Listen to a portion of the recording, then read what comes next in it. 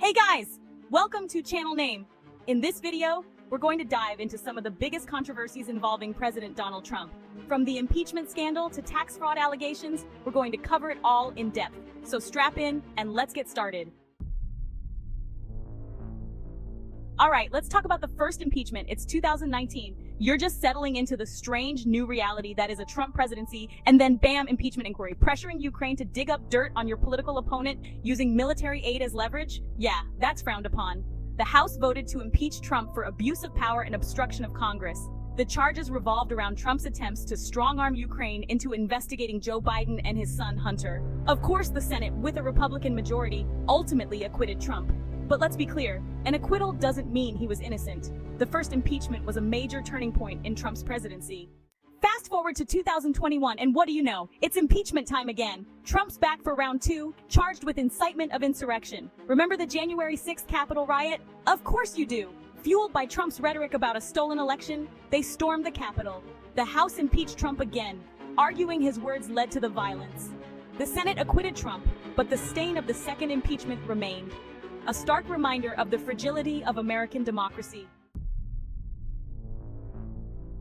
Okay, so Trump's out of office now. You'd think things would calm down, maybe he's taken up knitting or competitive bird watching, but no, he's still finding ways to be the center of attention, this time involving classified documents and his luxurious Mar-a-Lago residence. See, after leaving the White House, Trump decided to take a few souvenirs with him.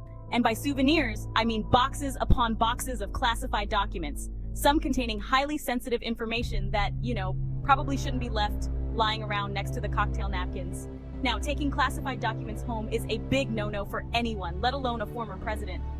It's like borrowing your mate's car and returning it with a dented bumper and an empty gas tank. But instead of a car, it's the nation's secrets. The National Archives, understandably a bit miffed about their missing documents, eventually got some back. But the fact that Trump had them in the first place and that some were reportedly torn up, remember his love for ripping up documents, raised serious questions about his respect for the law and national security. The Mar-a-Lago document scandal wasn't just about misplaced paperwork, it was about abuse of power, disregard for the rules, and the potential compromise of sensitive information. It was a reminder that even out of office, Trump was a walking, talking controversy magnet.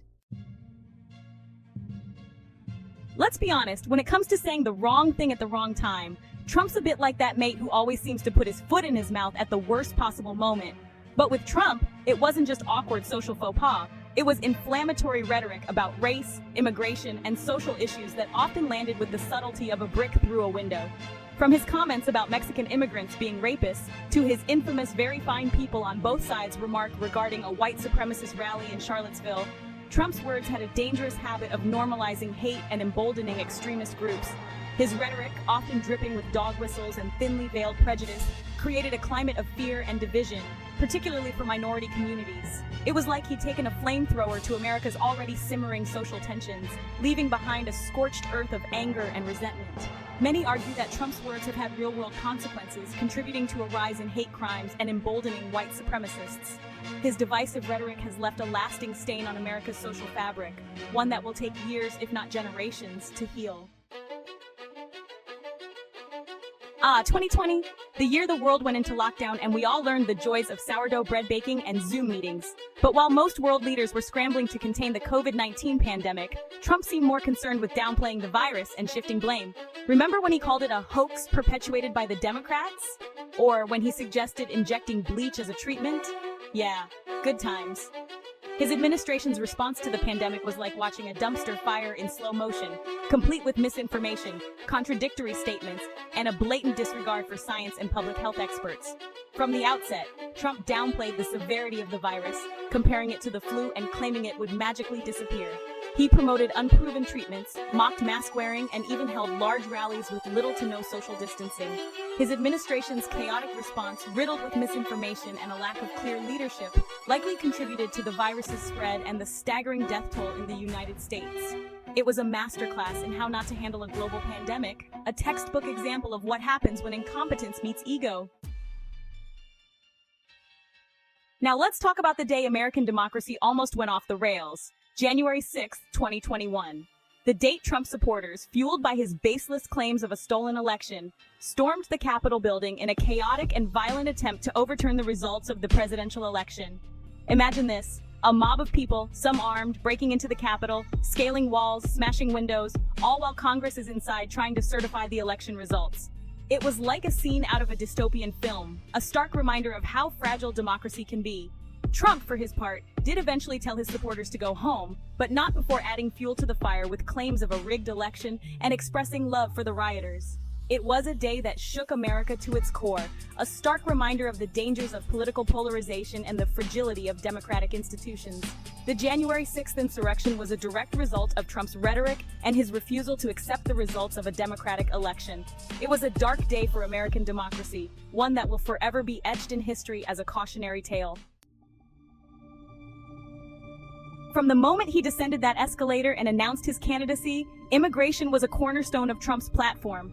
But his approach to immigration wasn't just about securing borders, it was about demonizing immigrants, particularly those from Latin America and Muslim-majority countries. Remember the Muslim travel ban or the border wall that Mexico was supposed to pay for? Yeah, those were just the tip of the iceberg. His administration implemented a series of harsh and often inhumane immigration policies, from separating families at the border to reducing the number of refugees admitted to the United States. The zero-tolerance policy, which led to the separation of thousands of migrant children from their parents at the US-Mexico border, was widely condemned as cruel and inhumane. Images of children in cages sparked international outrage, but the Trump administration defended its actions, claiming they were necessary to deter illegal immigration. Trump's immigration policies were characterized by a lack of compassion and a disregard for human rights. They were rooted in fear-mongering and xenophobia, and they left a lasting scar on America's reputation as a nation of immigrants. Let's be honest, no one likes paying taxes. It's like going to the dentist, a necessary evil that we all endure. But while most of us begrudgingly hand over our tax returns every year, Trump has fought tooth and nail to keep his finances shrouded in secrecy. For years, he refused to release his tax returns, breaking with decades of presidential precedent. When they were finally made public, they revealed a web of questionable financial dealings, massive business losses, and shockingly low tax payments. The New York Times investigation, which revealed that Trump paid just $750 in federal income taxes in both 2016 and 2017, raised serious questions about his financial dealings and whether he had engaged in tax fraud. The revelations sparked outrage and calls for greater transparency, but Trump dismissed the reports as fake news. Trump's financial dealings, marked by a history of bankruptcies, failed ventures, and allegations of fraud, have been a source of controversy throughout his career. His refusal to release his tax returns only fueled speculation and raised questions about potential conflicts of interest. The #MeToo movement brought to light the pervasiveness of sexual harassment and assault toppling powerful figures across industries. And Donald Trump, a man who once bragged about grabbing women by the pussy, was not immune to the reckoning. Over 24 women have come forward with allegations of sexual misconduct against Trump, ranging from unwanted touching to assault. These allegations, spanning decades, paint a disturbing picture of a man who allegedly used his power and influence to prey on women. Trump, for his part, has vehemently denied all allegations, dismissing them as politically motivated attacks. He has attacked his accusers, calling them liars and questioning their motives. But the sheer number of accusations and the consistency of the accounts is difficult to ignore. The sexual assault allegations against Trump are a stark reminder of the power imbalances that exist between men and women. They highlight the importance of believing women and holding powerful men accountable for their actions.